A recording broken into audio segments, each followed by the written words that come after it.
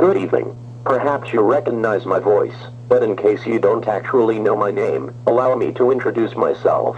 My name is Tom, the former computerized voice of the National Weather Service broadcasts of the NOAA Weather Radio. I brought information pertaining to severe weather in your area, including severe thunderstorm and tornado warnings. I also brought information pertaining to other weather events such as flash flooding and blizzards. I also would occasionally announce the activation of an Amber Alert, although most of the time, the humans were the ones who did that. Why that is the case is beyond me. Anyway, from 2003 to 2016 that was my job with the National Weather Service, to relay the latest severe weather information to the public.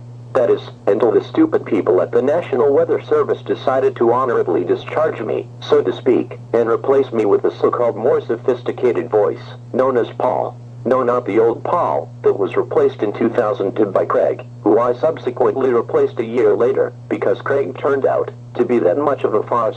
Rather, this was a different Paul, sometimes known as Paul II, or Paul Jr. to avoid confusion. Anyway, by the time 2016 rolled around, it was clear that the old computer software that the National Weather Service stations were using were getting old, and near the end of their life cycle. But instead of simply, transferring my voice to a newer computer system, instead, they bring in this new retarded voice called Paul, who is still on the air today. But Paul is stupid, and let me explain why.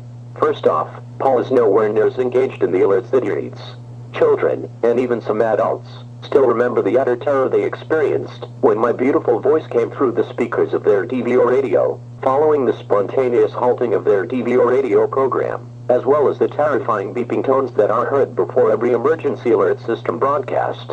Indeed, my voice was the final ingredient in maintaining their already grabbed attention, and probably in some cases giving them nightmares as well. In fact, and not everyone knows this, but my voice is capable of being altered to adjust the urgency of my speech, which is one of the reasons why I was the most frequently used voice on the NOAA Weather Radio for all these years.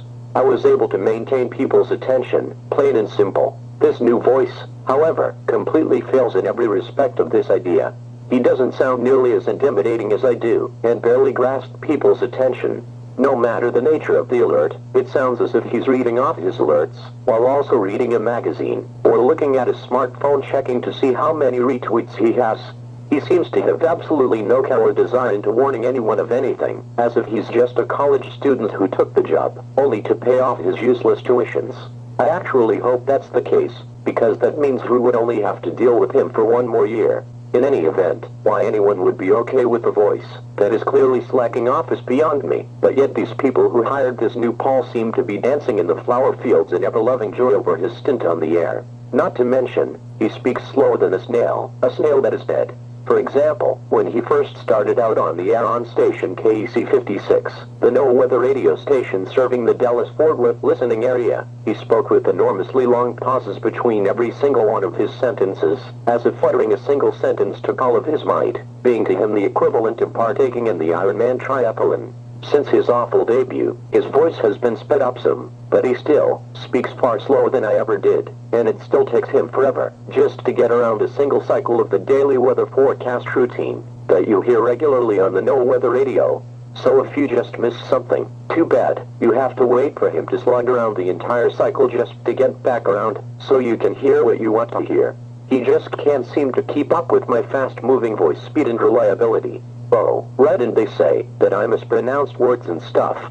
Yeah, so what? Paul mispronounces words also. In fact, in the beginning it was so bad that they had the gall to ask me on my last day of work to help people quote-unquote train the new voice by asking people to submit requests to the National Weather Service to fix the incorrect pronunciation of a particular city. So much for being new and improved, right? Now don't get me wrong, I understand that they had to replace all their computers, because they were turning into pieces of useless dumpy crap by the day. However, this was no excuse to use a completely different and utterly horrific failure of a voice in every fashion possible. As if in this day and age the possibility of transferring my exact voice to a newer, higher-end computer system was an impossibility. Even that I wouldn't buy for $1. They were even able to do that with my good distant friend, Microsoft Sam, by moving his voice to newer higher-end programs that far exceeded the one he originated from, Windows XP. So they were able to do that for a computer text-to-speech voice on home computer software system. But for some strange reason, they can't do the same thing with me, a voice that is actually used for emergency announcements over the emergency alert system. Now I will admit, I'm no computer expert, and maybe, just maybe I have absolutely no clue of what I'm talking about. Maybe transferring my voice is much easier said than done. But still, it cannot possibly be impossible. I mean, for Pete's sake, here we are wasting millions of dollars, which probably came from taxpayers, building useless robots at so-called futuristic society advancing companies like Boston Dynamics, that can do backflips and other baseless functions, and that are absolutely useless in our society, but would make for a good YouTube video that gets maybe a few million views. But at the same time, they can't transfer a certain computer voice to a higher-end computer, of course. So here I am, while that awful new voice is in charge. Fortunately, all is not bad though. Like Microsoft SAM, I'm being used for people's YouTube videos, including Marky AS alerts, some realistic, others not so much. Join me and help make me an internet sensation, just like you did with Microsoft SAM. If you can do it with him, then I know you can do it with me. Let those idiots at NOAA know who the real voice of the National Weather Service really is, and how much of an idiotic decision they made. Let them know that it's okay for them to admit their mistake. Everyone already knows that they completely screwed up, so there's no fear for them to admit what we already know. This is Tom, the former voice of the National Weather Service, thanking you for your attention to this presentation. I shall now go relax, and have a cup of tea and watch some TV, until my next due time, to appear in another YouTube video. Until next time, this is Tom of the No Weather Radio.